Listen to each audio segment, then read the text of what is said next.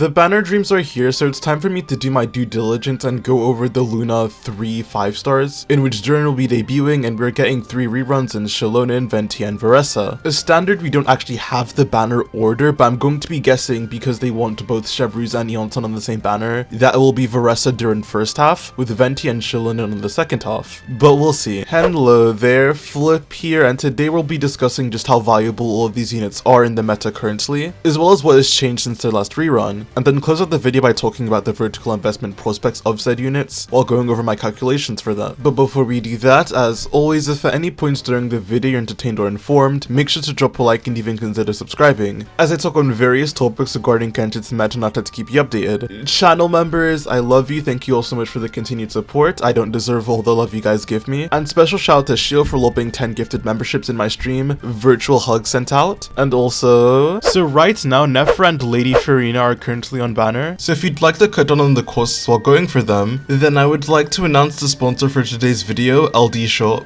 LD Shop is a very safe and reliable top-up site that allows you to get Primo Gems at a great deal starting from 15% off, while keeping your data safe. As for transactions, you only need to type in your UID and region, as you can see me doing here. Just needed to quickly refresh my welkin, and as you can see it's here. And make sure to use my link, as that way you'll receive an extra 15% off coupon, as well as a 5% off coupon which can save you up to $50. LD Shop goes through official channels as well, meaning that you won't lose any of the in-game benefits like first time top-up bonuses, so no need to worry. And additionally, because LD Shop is so great, users who spend over $80 will receive a VIP membership which rewards you with free welcome moons. So head over to ldshop.gg using my link in the description below. What are you waiting for? Thanks to LD Shop for sponsoring this video, now back to it. Since Durin is the new character, we're going to start this video out by talking about him, and I'm honestly really surprised with how the community is taking Durin. Usually I have the more negative view of characters, especially supports, if you've seen what I've said about Escoffier and so on, and my horrible Chevreuse take when she came out, but I feel like I'm one of the rare people that thinks Durin is actually a really good unit. I just released a video compiling a ton of my calculations for him, and if you don't know what he does, to summarize, he's just an all-field pyro sub DPS, and in the form that is actually relevant, he gives a 20 to 35% resistance shred while putting up pretty respectable sub DPS numbers. This means that in pretty much all of Malvika's sub DPS teams, Durin is a side greet to her, while also being able to cover teams that Malvika couldn't due to her fighting spirit restriction. And on top of that, Genshin is adding in faction buffs where witch characters like the ones on screen get buffs when paired together. Durin is a witch character and the best one at that, which just allows him to raise up a lot of these older units, creating really strong wheelchair cores like Fischl Durin for Chevreuse teams, and the Albedo Durin pairing for a more wider reach. So pretty much Durin is just a really good generalist sub DPS competing with Malvika, in which both of these two are so much better than the alternatives like Xiangling or PMC. So if you're someone who has a lot of Natlin units that really wants pyro sub DPS, missed out on Malvika, or just play Malvika carry exclusively, then I do think Durin is someone you should consider, as well as if you care about any of the witch characters, as Durin is just the best partner for them. And if you do want counter arguments, Durin seems to be a character mostly for building up older units as of right now, and he doesn't really tie into the current lunar reaction meta, and the next character after him should be Columbina, who most likely will, and is probably more worth pulling for if you want to build up lunar teams. So if you don't fall into the groups I mentioned prior, then there's also a very strong case for skipping Durin, as he isn't really a massive power boost to anyone. He's just, as I said before, another Malvika that also boosts some of the very neglected units and creates really nice support team cores. I guess that is where the main contention people have with Durin lies, as unlike Escoffier or Nephra, who came out and were pretty big power boosts to what came before, Durin isn't really. But maybe it's just the fact that I use a lot of the Natlin carries, but I'm honestly fine with that. If you look at some of the teams where Malvika sub DPS is being played, they are some of the best teams in the game, and Durin is just another one of her, while bringing in his own utility. The Chevreuse Fischl Durin core is just the best way to play most pyro and Electro DPS, and you get teams like Razor reaching near 100k DPS. I do also feel like Durin could potentially be really good for a future DPS, maybe Alice, just like how Escoffier and Nephra were waiting rooms for the dedicated carry, but that's a bit too future impacty for me. All this to say, I think Durin is a strong unit, and if you care about the witch characters or are still using Xiangling or PMC, then you will feel a noticeable boost from Durin. But would you look at the time? It's Justice O'Clock! Yeah, I'm sorry, I'm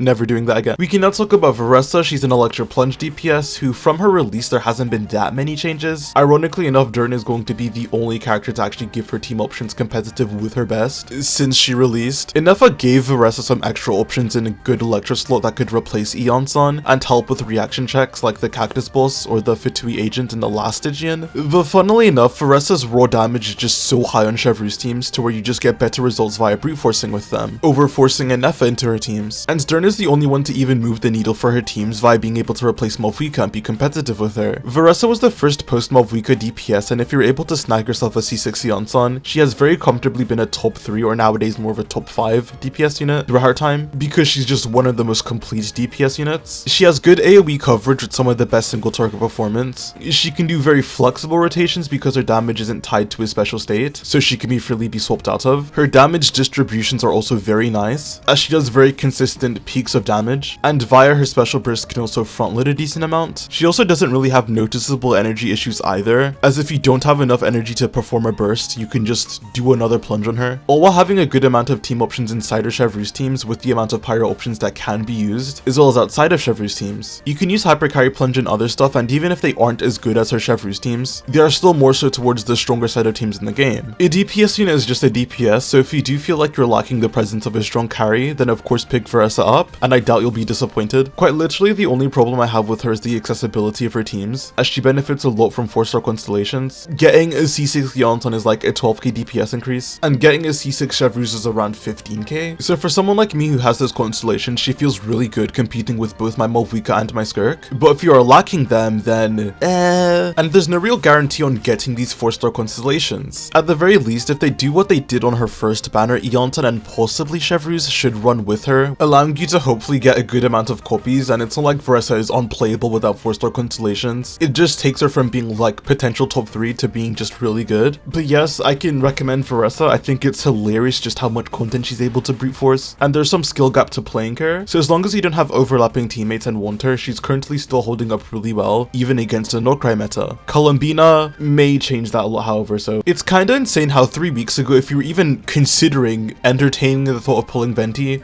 people will be laughing at you like you pissed yourself. But now, after these witch buffs, Venti is actually someone you may want to consider. For what he does, Venti's base kit is just his skill doing anima damage, and his burst summons a black hole that deals a decent amount of damage and crowd controls enemies. But the main problem with Venti was just the fact that it was all he did and didn't offer anything besides crowd control, as his damage or support wasn't that great. On top of the fact that more bosses and enemies that couldn't be sucked by him were getting added to the abyss, where if the only reason you were bringing Venti was crowd control and they were adding enemies that couldn't be crowd controlled, I hope you can connect the dots to see why he wasn't seeing that much use. The witch buffs he's receiving are planning on giving you actual reasons to use him though, because Venti now has decent supportive traits and is also, funnily enough, the best actual Onimo DPS, considering the fact that Chaska is just a pyro DPS in disguise. To go over his changes, Venti's normal attacks gained an additional effect where while his burst is active, all of Venti's basic attacks will be converted into hurricane arrows that deal up to 2.5 times the damage of his basic attacks, as well as these arrows being Onimo damage and not physical. And when his normal attack hits opponents, it will increase his burst duration by up to 2 seconds pretty much. Then Venti also gains an additional passive when 2 witch characters are on his team, where after the on-field character triggers a swirl reaction, they will have their damage increased by 50%, and Venti's burst will now do 1.35 times the damage. So this buffs Venti's burst for 1 and just gives Onimo characters a free Freena level damage buff, because why not? And you would think, oh, Wanderer upscale, oh, Zhao upscale. Nope.